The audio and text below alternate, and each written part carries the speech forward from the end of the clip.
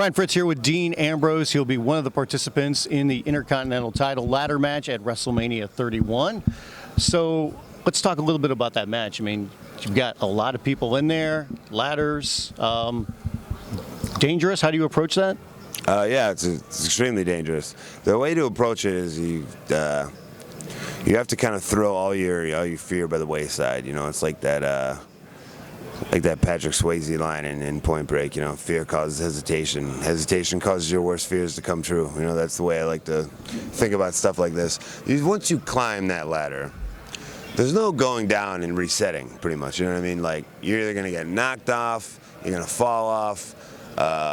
If you're going up there with the intent of jumping off, once you start climbing there, you're coming down. Yeah.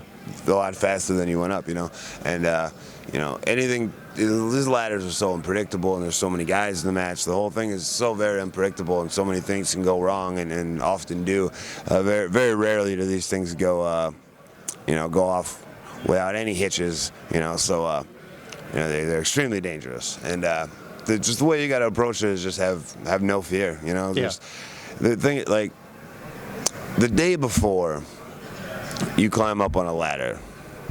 You climb up on a cage in an empty arena or something, or see how high this ladder is. Okay, how high is this ladder going to be in this match? Climb up a ladder, and you got no adrenaline. It seems very scary. That's the worst thing you can do. You just gotta trust that you'll have the adrenaline come the moment to just be able to do it. So. No matter what is in my head now that seems like, oh my God, that's really dangerous, you probably shouldn't even attempt that. I also know from experience in these situations that come Sunday, I'll just do it. Yes. Just don't look down. Yeah, people will be like, well, can you do that? I don't know. I'm gonna. We'll see what happens. Right. Well, I always see. How often do you get the chance to be in a ladder match at WrestleMania for the Intercontinental Championship? You just got to have no fear and just throw your inhibitions out the window. What always gets me is when I see guys are laying around and then they don't see a ladder that's falling and it hits them right in the leg. Just in awkward positions everywhere. You just don't see it coming. Yeah, there's so much bad stuff can happen when we get all these ladders. Like, I hate ladders. I'd rather get hit with barbed wire than get hit than these ladders. So, yeah, they're so unpredictable and dangerous. You get so many guys in the, you know what I mean? Like, you get hit with a ladder without even knowing it's there. So yeah, it's a very, very unpredictable, dangerous situation. But I like unpredictable and dangerous. So I was gonna say, I don't think we're gonna see barbed wire in WWE anytime soon. Oh, you never know. You never know. You trying to bring it back? I don't think they would let me, but I will say that I may have had that conversation once or twice. Yeah. How was it met? It doesn't go well. No. No. When it comes to the Intercontinental Championship, I know a lot of people talk about the prestige of people talk about what it was, what it is now. What's your thoughts about that? And, people talk about trying to bring it back to this level where it's a lot more meaningful. Yeah, I mean, it hasn't been treated in the past few years the same way it was treated, in, say, like the late 80s when Macho Man was the Intercontinental Champion, when Bret Hart was the Intercontinental Champion, Mr. Perfect.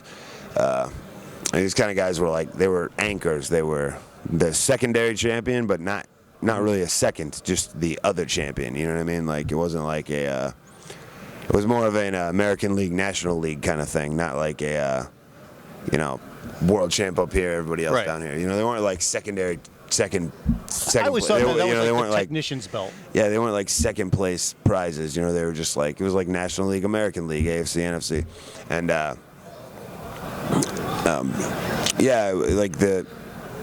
generally, it seemed like, the workhorse, the technician kind of guys, the guys who went out there 25, 30 minutes every single night and really tearing down the house, and not just going through like a routine kind of thing.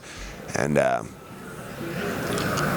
think that's the Intercontinental Championship that we grew up on. By we mean like people of my generation, pretty much everybody in this match. So I think the feeling is like all of us would like to not just win the Intercontinental Championship, but become great Intercontinental champions. Sure. You know what I mean? Like Wade Barrett's a 5-time Intercontinental champion, but just because of the way the belt has been positioned on the card and the way it's been, you know, defended and won back and forth and stuff, you know, he's not in the conversation with those great Intercontinental champions, even though he's a 5-time Intercontinental champion. Right. And that's not due to him, it's just due to how the championship has been portrayed. So I think fans and everybody in this match and that wants to become Intercontinental champion, and I think a lot of people would like to see, you know, the Intercontinental Championship match being, say, Daniel Bryan versus Dean Ambrose, or Dolph Ziggler versus Daniel Bryan, Dean Ambrose, whatever it is. Like to see that match be able to be the main event on any show, anywhere in the world, you know, because that's, you know, because it can be. You know, and I think it's a real easy fix. You just do it. You just start presenting it that way, and eventually it'll, you know. And that's the whole thing, because I think fans will take to it once you do that. I think everybody will accept it, and, you know, then it will be back on that you know, on a higher level that people want to see. Yeah, because it really doesn't do anybody any good having just a championship that you don't pay any attention to. You know what I mean? When I was, I spent a lot of time as United States champion. I think you're still the longest reigning U.S. champion. I might still have it. I don't even know. 361 days or something like that? Yeah, it was very not a focus. Part of it because I was in the Shield at the time, and it just wasn't it just wasn't a priority, you know what I mean? Yeah. So it just turned into kind of it was just a belt I was carrying around. It was just a trinket, you know, it didn't really mean anything, you know, despite. So, but still, like, you'd be on these, we'd be on house shows, you know, I remember, like, one, it was, like, tour in Australia or something, but, like, you know, Cena was banged up, his elbow was hurt at the time or something, so he was in the main event going, like, 5 minutes, just kind of going out and doing a thing, because he was hurt, and so I was going right before intermission, U.S. title match, and, you know, I had to put in like 25 minutes every night and try to really have like the championship match on the show. Yeah. Even though, like, on TV, the United States Championship at the time wasn't really portrayed as anything. So, you know, having to go out there every night and just remind yourself, okay, what would Harley Race do in this situation? You know, this is Harley Race's championship. This is Dusty Rhodes, whoever, you know what I mean? Like, just try to build yourself up like that. Like, okay, this is... that you're representing history here, you know what I mean? Like, and go out there and walk out, you know, and be like, I am the United States Championship. It's a big deal. And, you know, by the end of the match, it's like a big deal, you know. Yeah. But it's all in how you portray it and how you carry it, you know, because the guy makes a championship. You know, the championship doesn't make a guy. If a guy sucks, you can give him every belt in the world. He still sucks, you know. So what's it like not being a part of the Shield anymore? Because the group was so hot and you guys were together for so long, and then obviously the split last year was. Were you cool at the time of that, and was there like a transition period, or was it just this is where I'm going now? There's always a little bit of a transition period. You know, I'm much more comfortable now, you know, on my own. The only time I'd ever really been with, you know, teammates or in a group or kind of thing was the first time. Yeah. So it was an adjustment for me to have, you know, teammates and partners and be part of a team situation. You know, that was an adjustment for me. You know, because I've always been a you know, work alone kind of guy, and.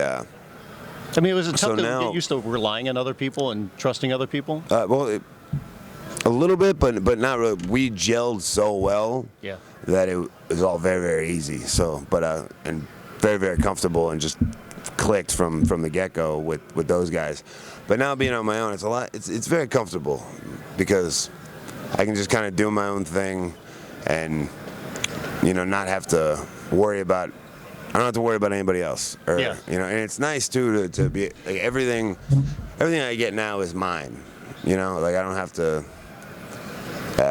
you know, whatever success I scrape up on a daily basis is mine, you know, and because I'm not getting anything, you know, like really handed to me on a silver platter kind of thing, you know, like, but I wouldn't want it that way, you know, like everything that I have is 100% mine, and I earned it now, and I don't have to worry about, you know, making anybody else that's standing next to me look good, you know. That's not part of my job description anymore, you know what I'm saying? So, well, how big was it last year? Because not only did you get to, you know, feud with Seth, but you guys got to be in the main event. You guys did the Hell in a Cell, and you guys went on last.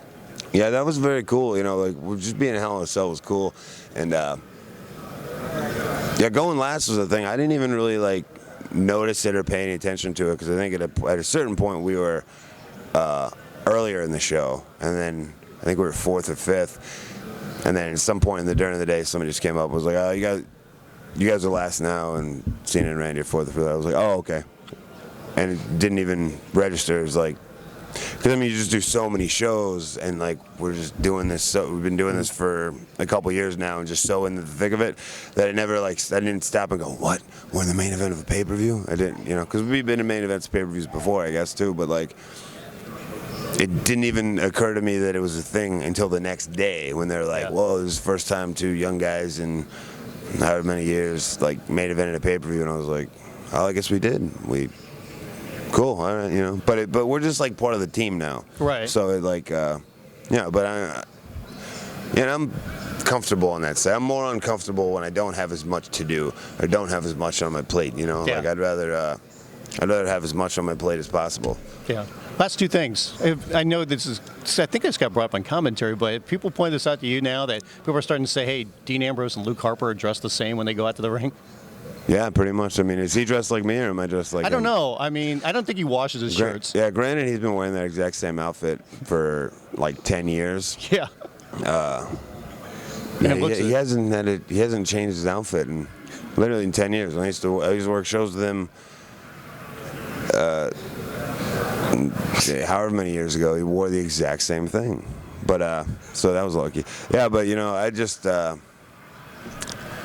I can change it up though. Right. You know, I can wear, you know, a merchandise T-shirt. I can wear a different color wife beater. I can wear a different kind of shirt. You know, I can different kind of jeans. You know, he wears like, you know, crappy like Bugle Boy, you know, kind of jeans. He's wearing the overall jeans like a painter's. Yeah, he looks like you know, because he's got very big legs. Probably tough to find jeans that fit. It's tough for me to find jeans that fit, but I wear a very cool brand of jeans now called Relentless jeans. They're like stretchy. Yeah. And they're for like.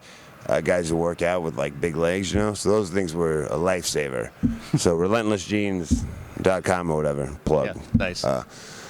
But yeah, I was saying this earlier. I was like, to me, like wrestling trunks are so outdated, right? Like, what kind of a man puts on underwear to fight? You know what I mean? Like, it's a very old school. Look at Brock. He doesn't even put on underwear. He's got the, you know, like almost the MMA gear. Yeah, like those are more like current. You know what I mean? Yeah. We're inside the ring, outside the ring. You know what I mean? Like modern day wrestling. It's like it's you know, it's so much more. It's not just like grappling where you want to just, you know, wear some trunks or a singlet. You know, like we're outside of the ring. We're in the crowd. We're falling off ladders. We're getting hit with stuff. You know what I mean? Like you want a more, you know, urban warfare ready type apparel, right? Well, maybe we'll get that. I'm like ahead of the curve kind of. You guys got the new. I'm like bunkhouse style all the time. Yeah. You know what I mean? Anything could happen. Bunkhouse Buck is making a return. Yeah. I was gonna say you guys got the new deal with Tap Out, so maybe get some clothes like that. Yeah, maybe. Man, see if they make bunkhouse gear. Maybe. If Tap Out gets into bunkhouse gear, then you know I've really made a change in the industry. Well, looking forward to WrestleMania 31 Intercontinental Title ladder match. Dean Ambrose, one of the participants. Thanks for the time, man. Appreciate it. Thank you.